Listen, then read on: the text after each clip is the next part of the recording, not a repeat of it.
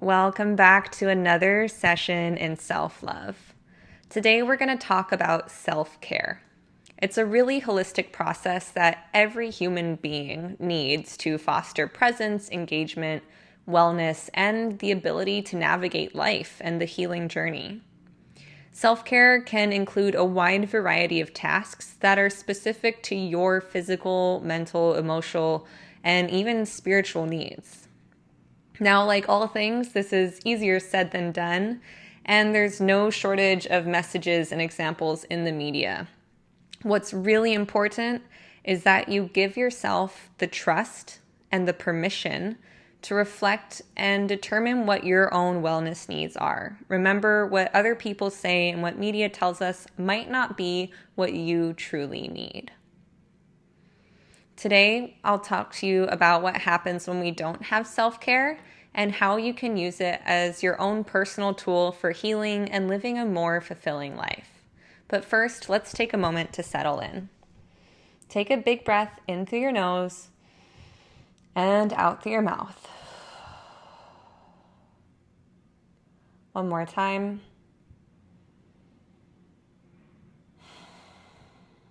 Great job. Feel free to close your eyes and let my voice guide you as we talk about self-care.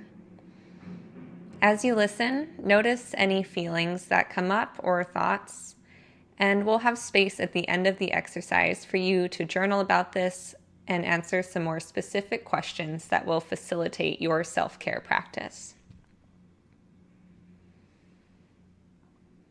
Self-care has three main uses: prevention and coping of stress, and personal growth.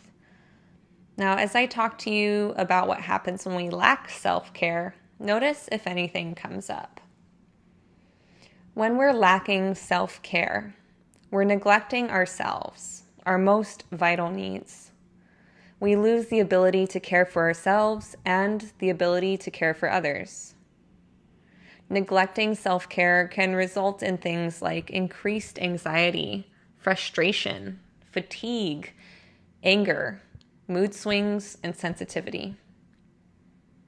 Lacking self-care can also decrease your sleep and physical well-being, your relationship satisfaction, sex drive, self-esteem, and the compassion you have for yourself and others. The more you're exposed to stress without any self-care, the greater your risk becomes for mental and physical side effects. Now, if you relate to lacking self-care and had some feelings come up, take a moment to acknowledge that without judgment.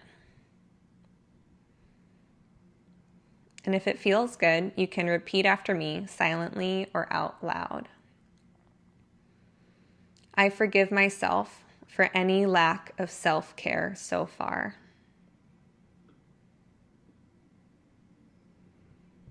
I care about my well-being.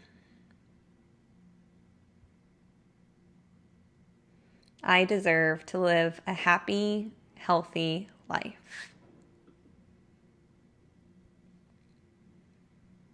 I'm taking action to give myself the best physical, emotional, and spiritual care I can. I deserve great self-care.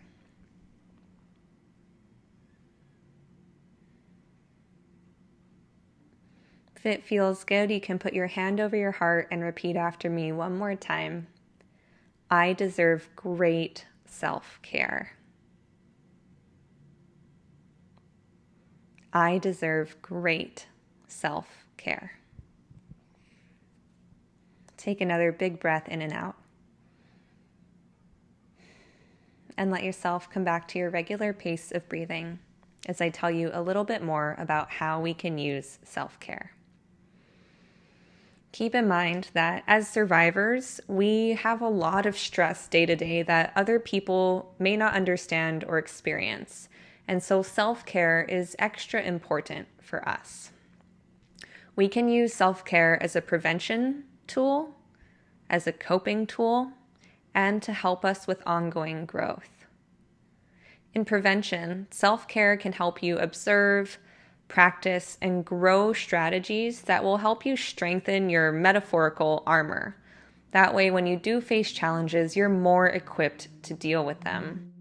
You can kind of think of it like taking daily vitamins so that when it's flu season, you're less likely to catch a cold. Self-care as a coping tool can help you recognize when you need care, and it helps you allow yourself to receive the appropriate attention you need. You can kind of think of it like a Band-Aid. Helps you recognize when you need one and then put it on. And as an ongoing process of growth, self-care is such a great help in developing compassion, resilience, and self-awareness, which are all things you need to grow as a human and to heal. Now, these different uses of self-care might have the same or different practices, and you can think of the actions you take in prevention, coping, and growth as your general wellness self-care actions. Let's take a moment here to notice if any actions come to mind, if there are any things you know help you cope, grow, or just feel a bit better.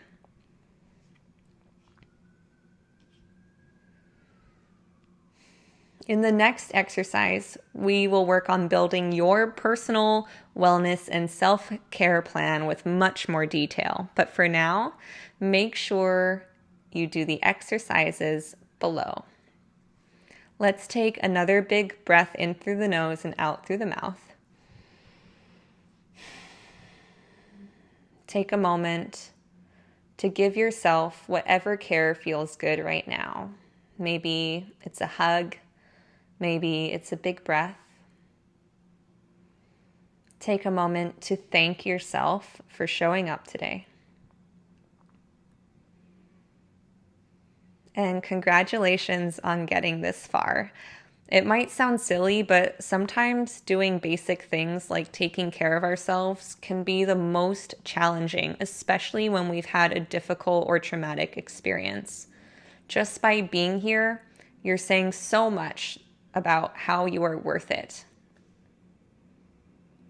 It takes a tremendous amount of courage, strength, and love. So congratulations, and I'll see you next time.